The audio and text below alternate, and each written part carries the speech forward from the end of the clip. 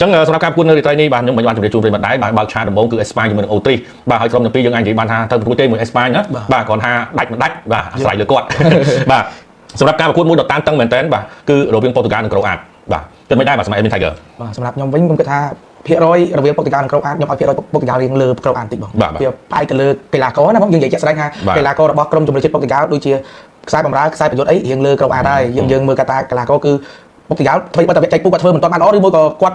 ់លាក់ទម្រង់របស់គាត់អាហ្នឹងក៏យើងអត់ហ៊ាននិយាយដែរប៉ុន្តែបើសិនជាដល់វគ្គនេះគាត់មិនអាចធ្វើអីតែធ្វើប្រហែលបានទេគាត់ត្រូវតែពង្រឹងលើអ្វីមួយដែលគាត់ត្រូវធ្វើអញ្ចឹងសម្រាប់ខ្ញុំយប់នេះគឺខ្ញុំឲ្យប៉ូទុយហ្គាល់ដល់ទៅ65%ចុះបាទខ្ញុំអាចនឹងនិយាយថាប៉ូទុយហ្គាល់អាចយកឈ្នះទៅលើក្រុមជម្រើសជាតិក្រូអាតឡើងទៅវគ្គ16ក្រុមបន្តបានបាទជាសុជាតិបាទមិនសមខ្ញុំពាក់អាវអីប្រិយមិត្តអាចទៅមើលបាទការ live មិនសមមិនបានខ្ញុំពាក់អាវអីគេបាទគ្រាន់តែមិនពាក់អាវអង់គ្លេសនៅក្នុងដីខ្ញុំពាក់អង់គ្លេសក្រៅដីបាទព្រោះរត់ទិញវាមិនបានបាទអញ្ចឹងជាសុជាតិអាចមើលបានកាលពីមិនសមមិញអាចទៅមើលតិចទៅឃើញថាខ្ញុំពាក់អាវជម្រើសជាតិអីបាទអញ្ចឹងសម្រាប់ការប្រកួតនៅក្នុងរាត្រីនេះបើសិនជាយើងនិយាយអំពីគូជក់ចិត្តបាទមិនសូវជាជក់ចិត្តប៉ុន្មានទេសម្រាប់អេស្ប៉ាញនិងអូទ្រីសបាទតែព្រឹកឡើងបាទតែព្រោះដោយសារការប្រកួតនៅវេលាម៉ោង6បាទគឺរវាងប៉ូទុយហ្គាល់ហើយនិងក្រូអាតសម្រាប់ការប្រកួតនេះបាទតាមដូច Admin Tiger និយាយអញ្ចឹងថាសម្រាប់កីឡាករគឺកីឡាកររបស់ប៉ូទុយហ្គាល់នឹងគឺគេល្អជាងច្រើនហើយបាទជាពិសេសមកគឺតំបន់បំរើរហូតដល់ឈានចូលដល់ការពារតែម្ដងបើយើងក៏លេចទៅមើលកីឡាកររបស់ក្រូអាតវិញបាទគឺនៅសល់ចំនួនចាស់ៗដូច Perisic បាទក៏ដូចជាបាទ Modric បាទហើយបើសិនជាយើងនិយាយពីចំនួនក្រោយវិញមើលទៅវាស្ថិតនៅក្នុងមានកម្រិតដែរបាទតែយ៉ាងណាមិញក្រុមទាំងពីរក៏ធ្លាប់បានប៉ះគ្នាហើយការប្រកួតបាទ Nation League បាទរបស់អឺរ៉ុបបាទយើងឃើញថាសម្រាប់នៅទឹកដីក្រូអាតគឺបាទប៉ូទុយហ្គាល់ឈ្នះ 2-1 បាទទឹកដីរបស់ប៉ូទុយហ្គាល់វិញគឺ1-1បាទយ៉ាងណាមិញក៏យើងមិនអាចបាទដាក់សម្ពាធឬក៏និយាយថាមើលងាយទៅកាន់ក្រូអាតបានទេបាទព្រោះដោយសារតែ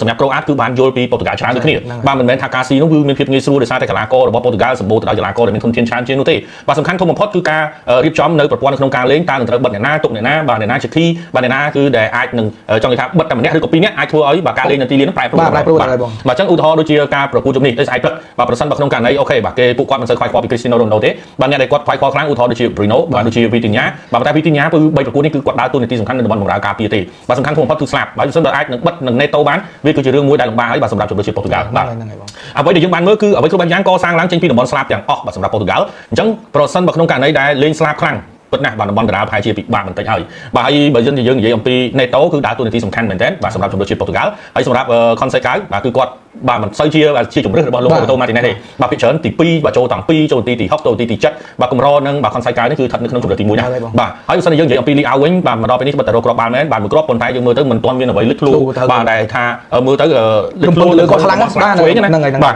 ហើយបើសិនជា Neto អូខេគាត់ធ្វើបានល្អច្រើនមែនទែនបាទហើយនៅក្នុងការប្រកួត3ប្រកួតកន្លងមកនេះយើងក៏ឃើញដែរថាសម្រាប់ប៉ូទុយហ្គាល់គឺការប្រកួតចុងក្រោយមួយកូឡុំប៊ីណាគឺថាកូឡុំប៊ីគឺអ្នកគ្រប់គ្រងនៅលើទីលានតែម្ដងបាទសុទ្ធបាននឹងជើងគាត់បាទសម្រាប់ប៉ូទុយហ្គាល